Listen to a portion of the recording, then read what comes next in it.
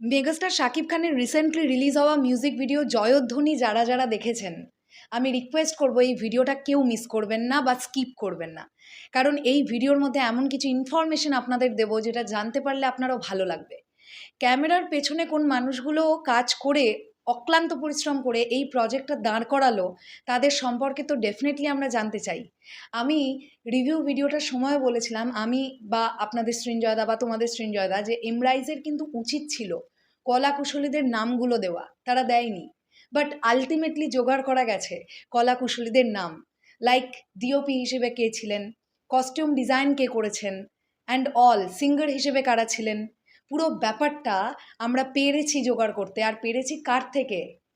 এই গানটার একজন ইম্পর্টেন্ট পারসন, মনে করে দেখো, র্যাপ পোর্শনটা মনে করছে?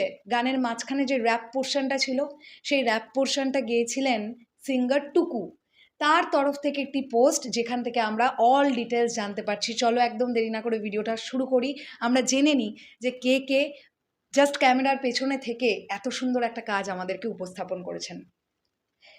Legends from across borders all together on set of জয়ধ্বনি। Bollywood choreographer Caesar Gonsalves from India, আমরা দেখতেই পেয়েছি। বস্কো সিজারের যিনি সিজার, তিনি ডান্স কোরিওগ্রাফার হিসেবে ছিলেন। এছাড়া আলিশা বেহুরা, বিবেক শর্মা, জ্যাক্স লামাও, এই এতজন ডান্স কোরিওগ্রাফার হিসেবে ছিলেন। ভাবা যাচ্ছে কতজন ডান্স কোরিওগ্রাফার ছিলেন। এরপরে আমরা আসছি সিনেমাটোগ্রাফার বা ডিওপি আহসান রাজা ফ্রম পাকিস্তান। আমি অবশ্যই বারবার করে বলছিলাম যে সিনেমাটোগ্রাফিটা কে করেছেন। এত সুন্দর ক্যামেরার কাজ আমরা দেখতে পেলাম, তার নামটা যদি জানতে পারতাম। তো আমরা দেখতে পেলাম পাকিস্তানের একজন ডিওপি যার নাম আহসান রাজা, তিনি কিন্তু ডিওপি হিসেবে কাজ করেছেন এই প্রজেক্টটাতে।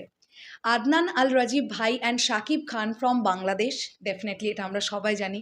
Director and megastar Shakib Khan Bangladesh থেকে ছিলেন। Costume by Kadappuli Fashion from Sri Lanka. আমি এর আগের ভিডিওতেই তোমাদেরকে বলেছিলাম, যে ভিডিওটাতে আমি গতকাল মেকআপ অ্যান্ড কস্টিউম নিয়ে কথা বলেছিলাম, সেখানেই বলেছিলাম যে আমার কাছে ইনসাইডার রিপোর্ট আছে শ্রীলঙ্কা থেকে কস্টিউম হয়েছিল। শুধু মেগাস্টার শাকিব খানের কস্টিউম বলেই নয়, আমরা ফ্রেমের যত জনাকে দেখতে পেয়েছি প্রত্যেকের কস্টিউম শ্রীলঙ্কা থেকে হয়েছে। আর এই কোম্পানি করেছে Kadappuli Fashion from Sri Lanka, the creative force behind Yohani's iconic looks. তো এই ডিটেলস কিন্তু আমরা জানতে পেরে গেলাম, লাইক ডান্স কোরিওগ্রাফার হিসেবে কারা ছিলেন, ডিওপি হিসেবে কারা ছিলেন, কস্টিউম কোন কোম্পানি করলো, এগুলো আমরা জানতে পেরে গেলাম। আর আমরা গানের ব্যাপারটা তো জানি, বাংলাদেশ থেকে নিলয় আহমেদ ভাই আর টুকু, তারা দুজন কিন্তু গানের ডিপার্টমেন্টটাতে ছিলেন। এরপরেও জানলে ভালো হতো যে এডিটিং কে করেছেন বা কোন কোম্পানি করেছে, কালার গ্রেডিং কারা করলো, এই পুরো ব্যাপারটাও জানতে পারলে ভালো হতো, তাহলে কমপ্লিট হতো পুরো বিষয়টা আর কি। মেকআপ আর্টিস্টের নামও আমরা জেনেই গেছি। সো দারুণ দারুণ, এই মানুষগুলোর পরিশ্রম ছাড়া কিন্তু আজকে একটা জয়ধ্বনি তৈরি হতো না। তাই আমার মনে হলো এই বিষয়গুলো নিয়ে অবশ্যই আলোচনা করা উচিত। আর আরও একটা কথা চলে যাওয়ার আগে বলি, আপনারা অনেকেই টুকুকে চিনতে না পেরেই টুকুর ফটো শেয়ার করছেন, কিন্তু লিখছেন অন্য রকম, যে মেগাস্টার শাকিব খানের সঙ্গে দেখা করাটা একটা স্বপ্নের ব্যাপার, এই ধরনের। আমি একটা ছবি দিচ্ছি, এই যে ছবিটা আপনারা দেখতে পাচ্ছেন, এই টুকু কিন্তু পারফর্ম করেছে মেগাস্টার শাকিব খানের সঙ্গে, জয়ধ্বনি গানেই সে ছিল। সেও কিন্তু বাংলাদেশ থেকে শ্রীলঙ্কা গিয়েছিল। তো এই যে ছবিটা আপনারা দেখতে পাচ্ছেন, এই কিন্তু সেই টুকু যিনি র্যাপ পোর্শনটা গেয়েছেন।